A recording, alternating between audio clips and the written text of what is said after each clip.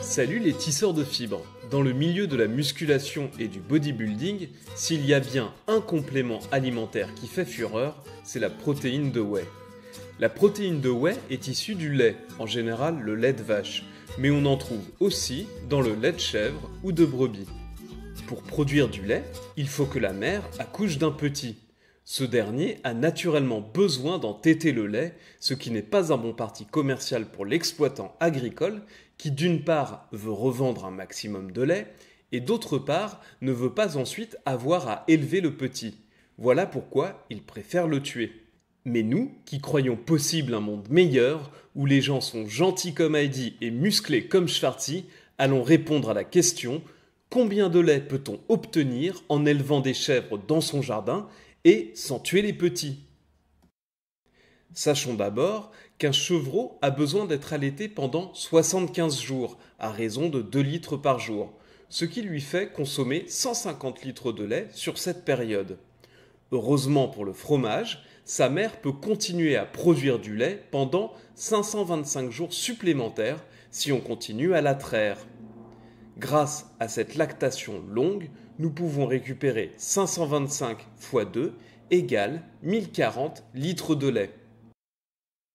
Pour pérenniser l'espèce, une chèvre doit avoir 2 petits, que le berger nourrira toute leur vie durant, à partir du foin et des céréales qu'il récoltera sur sa parcelle.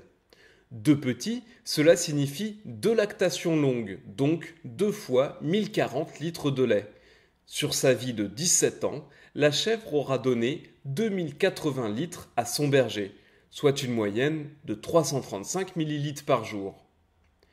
Combien de chèvres, boucs, chevreaux et chevrettes peut-on nourrir sur une parcelle mesurant 4000 m², soit un grand jardin de campagne?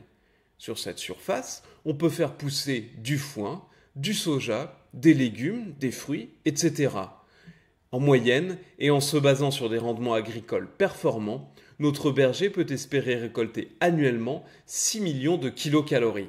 Par jour, cela donne 16 400 kilocalories. Notre berger, qui dépense chaque jour 3000 kilocalories, laissera 13 400 kilocalories de disponibles pour nourrir son troupeau. Une chèvre, consommant à peu près autant d'énergie qu'un homme, il a de quoi nourrir 4 chèvres et demie. Comme Coluche, faisons sauter la virgule et tablons sur 4 chèvres, soit 2 mâles et 2 femelles. Nous avons vu plus haut que chaque femelle produit, en moyenne sur sa vie, 335 ml de lait par jour. Donc, avec 2 chèvres, le berger en récoltera 770 ml par jour.